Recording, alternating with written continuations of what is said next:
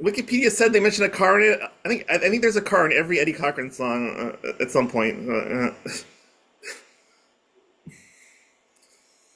Okay, wow, that was fun. All right, you can go for wait. Yeah, you can go first on this one. How has the movie paced? Pace pace score. I don't know. I feel like I'm copping out, which pun not intended, because obviously cops are involved. But you ask me these questions about the film, and all I can think of is blue underground sex clubs with naked male butts and Well, barely any clothes. pace is one of the categories. It's literally how fast do the scenes go? Did you feel like what the slow scenes went too long, etc., etc.? So I take notes on my phone when I'm watching these, and then I'm literally typing like another gay club, and then this time they're what we're gonna get to some point, the one where Yes, they're jerking a guy off without actually showing the jerking off, with him being tied up in chains. Uh, yes. so just It's a very haphazard plot, so the pace is probably slower than is what you're saying. right. When you repeat things like that, and you're like, oh my God, again, it's slows the film down, way down. So yes, I think that harmed the pace. Um, kind of distracted from the the bite. They want you to be like, oh my God, there's a killer on the loose, and then it's like he's driving a car and cruising is cruising way too slow, and the cops pull over going too slow. Yeah, So one fine one right for pace. yeah. For some positives that I had in other categories, I was sort of like invested, but I sort of zoned out, probably to my detriment during large parts of the organization because the investigation, because it's like, oh, there's interesting things going on in parts, but yeah, it's a lot of weird shots of the club. So a little higher because I was sort of intrigued for a little while, but it's like a three. All right, I'll go first. The tone, the mood and feeling of the film, and I'm gonna give this a very high score because uh, despite a lot of filmmaking problems and apparent disputes with the cast and director and stuff, um, this movie had a really strong, overbearing, weird sense of menace in spite of itself, kind of. Like, I was nervous for Al Pacino, I was nervous for his wife. There's a lot of, like the cops are sort of like weird to gay people. It was just like a lot of like weird, frantic energy that I was really captivated by, and that was my favorite part of this movie. Is just how in on paper at least it's very artistic, emotional and stuff. So I'll give it an eight on tone. It's good. They had a juxtaposition of the kind of two main things, the cops and the interrogations um and then the actual cruising. Although it gets repetitive, you do feel stress um as he finds different other scummy people, and then the I think the killings themselves were well shot, and that's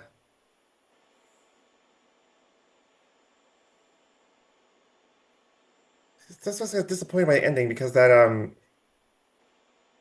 movie starts with a killing before we meet Al Pacino or Yeah, I don't think he killed the guy in the harbor. I think he started killing with the guy at the end.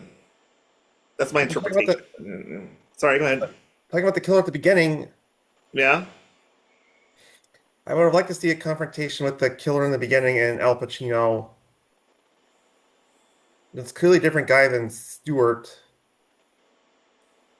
Um, yeah, he's a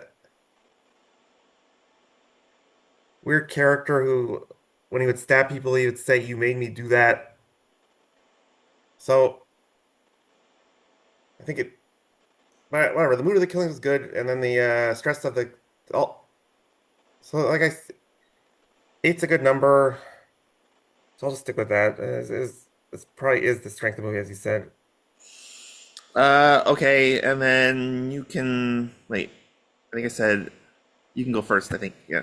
Uh, how original does this movie feel out of 10?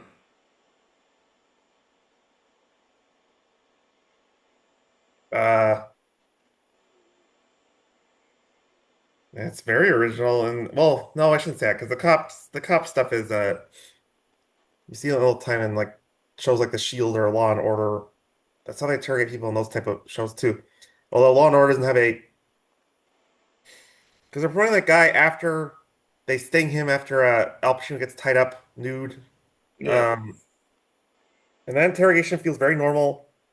And then a naked black guy in a cowboy hat Yes, who's never slaps addressed Al Pacino and or then termed. slaps the suspect. Like Yep. what type of cop station has a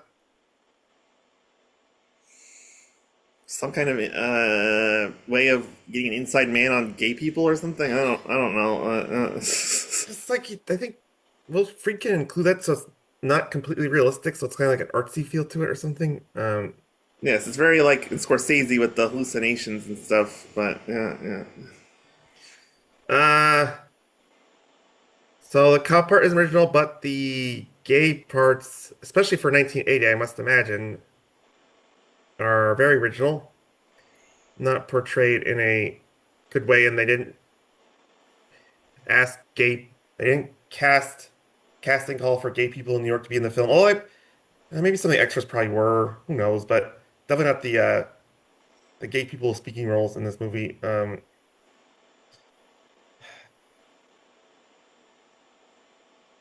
So I'll give it a seven based on the it's most original with all the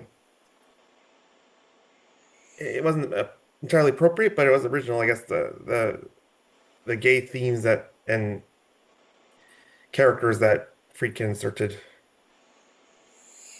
So I have a entirely different take on this, based on the question, based on the term originality. I enjoyed the Law and Order esque police machinations. That's my favorite part of the movie. But I've seen it Law and Order. I've seen it done better in Scorsese movies like The Departed. So that wasn't very original. And then I guess it's true technically we've never seen a movie about a guy going into a sex club to catch a murderer.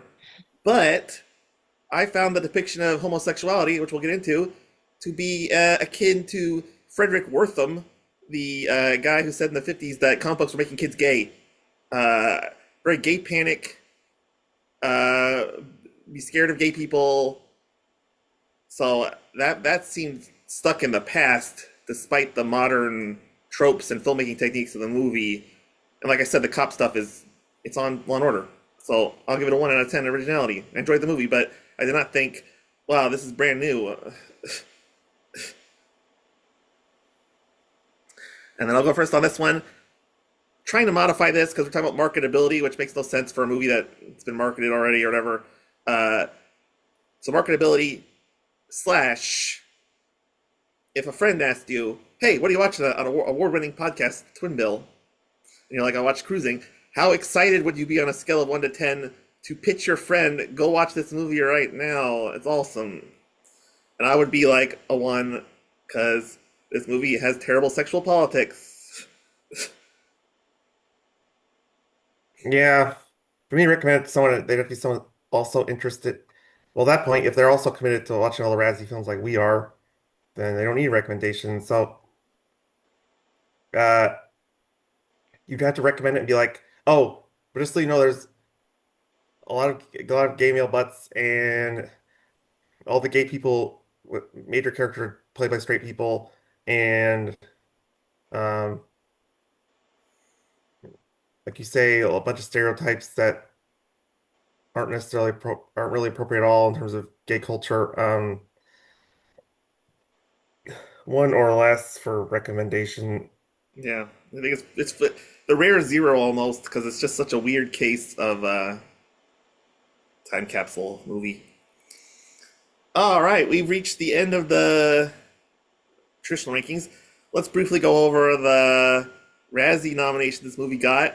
With a movie of this quality, it's not surprising that I find most of them kind of frustrating. But this movie lost Worst Picture to Can't Stop the Music. Compared to that movie, this movie is freaking Goodfellas.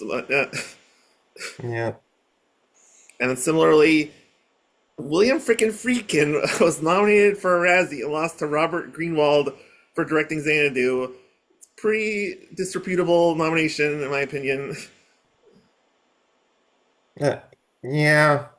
And Greenwald did a much worse job with Xanadu than Friedkin did with this. But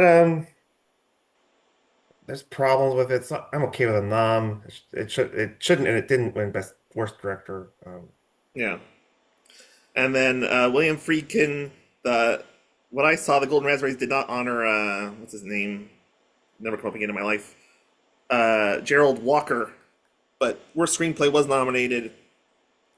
Lost to the Grease production team that wrote "Can't Stop the Music." I mean, Jesus Christ! Again, I don't think Gerald Walker is a credited screenwriter on this film. It's just well, I Friedkin. mean, legally he would be credited because it's officially based on his book. But yeah, yeah.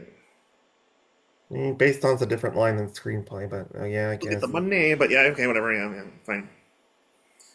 But you agree that probably shouldn't have been nominated. I mean, I mean, I guess you could now. Well, if it was made nowadays, it'd probably win all the Razzies. But it wasn't that bad a movie. I don't know. We're early on in this Razzie game, and then we don't watch. We're not watching as part of this the snubs of Razzies that were close but didn't. They're probably this is probably worse films that didn't get nominated for Razzies. Um, Yeah, it could have been nominated instead. But I'm not an expert on specific years in the '80s and film to that level. I just think Friedkin's enough of an artiste that you could give him some credit for making a movie. But yeah, uh, yeah, we could talk about stuff. I have some fun facts. I guess I'll get all the way first. I don't know if you agree, but the stuff in the gay clubs reminded me of the nightmare sequence with the evil gym teacher in S&M gear from Nightmare on Elm Street 2. Yep, didn't think of that, but I did. Has someone who's seen both those movies. Yes, they're very similar. Although Nightmare on Elm Street 2, well, I guess because there's other scenarios, a lot more scenarios in that movie, but didn't spend nearly as much time on it as this movie did. And that way, Nightmare on Elm Street 2 is probably a worse movie overall, but this is better in that regard. Although, fun fact, both this movie and Nightmare on Elm Street 2 both have been sort of reevaluated for gay context. Nightmare on Elm Street 2 comes out a little more positively because it's sort of like a metaphor for coming out as opposed to gay people murder people. It's- and then what do you think of Al Pacino's haircut? It's got like a big perm. Yeah, it's too big. Um, yeah, that's pretty much all I can say about it. Yeah, It's not great. And then we already talked about my complaint that they could have asked for a gay cop, but to do the thing. But yeah, and then so you did mention him, the big, basically naked black guy in the police station who's never directly explained. Apparently, I don't know how much our viewers love Robert Mapplethorpe, but when you watched Cruising and you saw the big gay guy, he was inspired to a long career of taking pictures of naked black men. So at least there's that. that's Robert Mapplethorpe. No, no, no. Robert Mapplethorpe watched Cruising and liked the big black guy. Oh, Inspired, evocated imagery of gay blackness. So yeah, before we get to our ratings and then next week, yeah, I don't know. I know we basically addressed it. This movie is very uncomfortable to analyze because it just seems like it gets worse the more you think about it. That going to gay clubs makes you a serial killer, which I think we can say is probably not factual. Any other thoughts about the depictions of cultural homosexuality in this film, Oh, just the homosexual parts. or any other free things you want to talk about. But yeah, Uh, Weird things in this movie that also happen. After the big black guy slaps both Al Pacino and the fake killer, they tell the fake killer because I guess somehow they analyze the semen at some point and they know he's shooting blanks, oh yeah, and so I'm recovering from the drawingness of a random big naked black guy slapping people around with a cowboy hat on. And then I think it was Ed O'Neill or one of the other cops tells the killer guy, the guy who thinks is the killer, hey, you need to jerk off and put your balls in water. And he's like, what? And then he's like, you see, he's shooting blanks. If the balls, if your balls float, you're innocent. If your balls sink, we know you're the guy, or vice versa. And it's like, yeah. That was so ludicrous. I thought it was some sort of hazing thing or something, but they didn't address it again. So thank God they didn't address it again. And I just, you brought up Al Pacino's hair. Uh, this is I kind of thought of the genesis of, because Al Pacino basically is two different actors from, he probably started acting like, I delineate from Son of a Woman onwards and then Son of a Woman beforehand. He yeah, showed signs of post Son of a Woman Al Pacino in this movie. Is the weightlifting scene where he's weightlifting in a mirror and he goes, yeah! Uh, he starts yelling at himself. yeah. I feel And like then yeah, the other one was he gets invited to dance, and there's a surprisingly long dance scene with Al Pacino, and he also dances with that level of level of intensity yeah. for Well, several minutes. I don't know what I feel like freaking could have cut some of the dancing out, but yeah. I guess it was supposed to show the reality of it, but it just seemed more contrived the more he showed of it. he's I coming out. Well, coming out. I don't mean being more gay, but just being more. Hoo-ha, is that what you're talking No, I'm just his dancing. I'm just hypothesizing why William Friedkin showed him dancing for several minutes. And I about? think it might have been to show that he's because when he starts cruising, he's very quiet and just like asks questions at a bar and then kind of slinks in the back. Now he's kind of jumping in more. I don't know. Well, I think Friedkin thought, and I mean, this is kind of true. If you're going to show the cop getting more and more immersed in the culture and changing, if you show more images of him in the club, then the audience gets that sort of sense, like, he's becoming not gayer, but more integrated into the undercover work.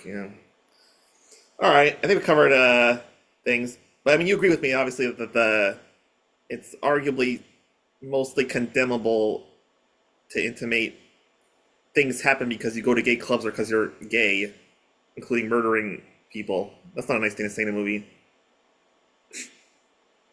Yeah. So don't do it, Hollywood. Don't do it. They haven't, I don't think, but yeah. uh, so yeah, you can go first. You got a relatively brief, one sentence ish review, score out of 10, and then at the end, is it better than Xanadu or is it worse than Can't Stop the Music? Um, yeah, it's a decent, it's pretty good, I guess. Shouldn't say decent. Cop chasing a killer type movie. But the cinematography, the look doesn't age very well. The cinematographer is James Contner, who didn't do a lot of film work, um, and it kind of shows. Uh, even for 1980, it feels really cheap, and the audio's bad, the visuals are kind of bad. Um, so it's struggles in that regard, and then It's like a lot of cop movies, and then there's like you just keep hammering. It's way too much depiction in clubs. It meant to shock. In my notes I compare it to montage theory, where it's entertainment via shocking images type of thing. Um, Yeah, it could be very very much perceived as Eisensteinian, or even yeah. which I don't think is a good thing for freaking use gay people to that effect. Uh, it's overall pretty poor, and especially I this movie needed a more conventional ending than it gave us. It does. Uh, I'm tempted to put it below Xanadu. It's definitely above Can't Stop the Music. It's dreadful, but oh, fuck it. I put Xanadu slightly above this film because Xanadu is should be evaluated as an art film, and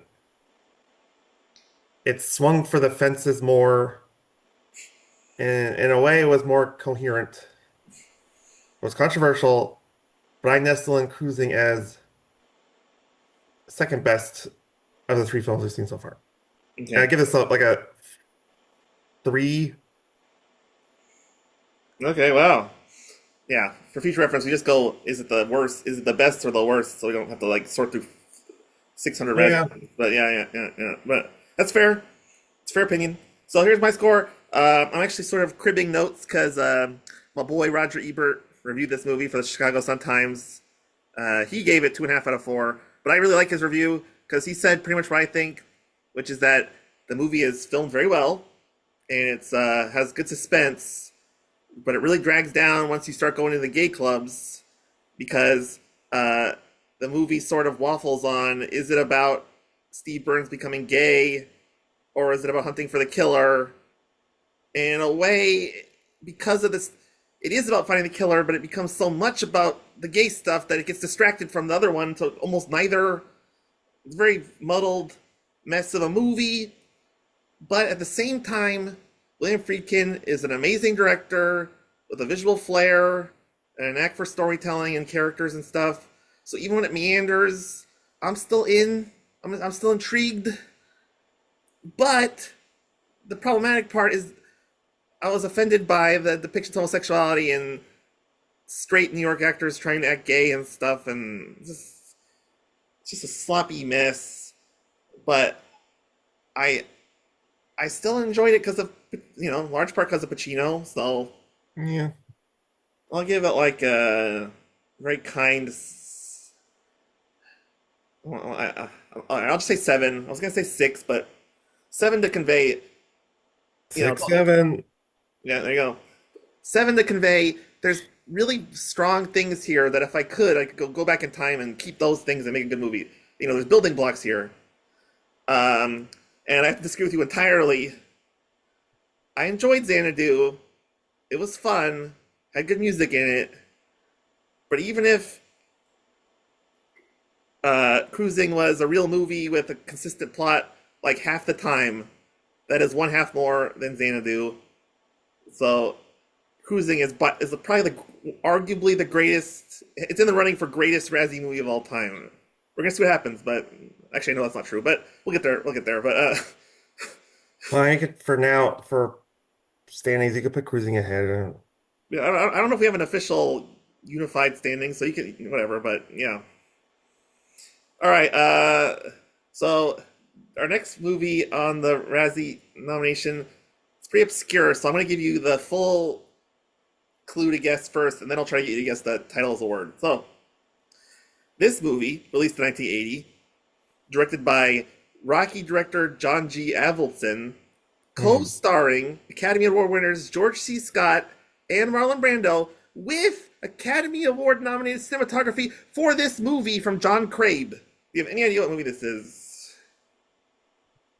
Marlon Brando and George C. Scott in 1980?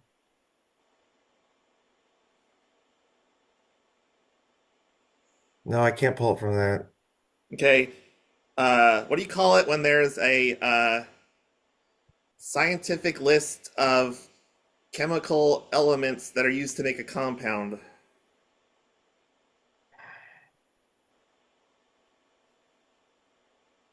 Yeah. Or or Easy word. what is E equals MC squared? Another a general term for that. The thing it is. Formula, equation? The formula. Available on Amazon Prime for a $3.99 rental or like $15 to purchase forever. So follow along at home, folks. This one could be good because it was nominated for an Oscar, but it sounds like it was terrible. So we'll find out next time on Twin Bill Razzie Mania. Oh, Razzie Mania.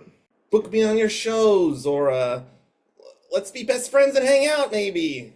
I don't know.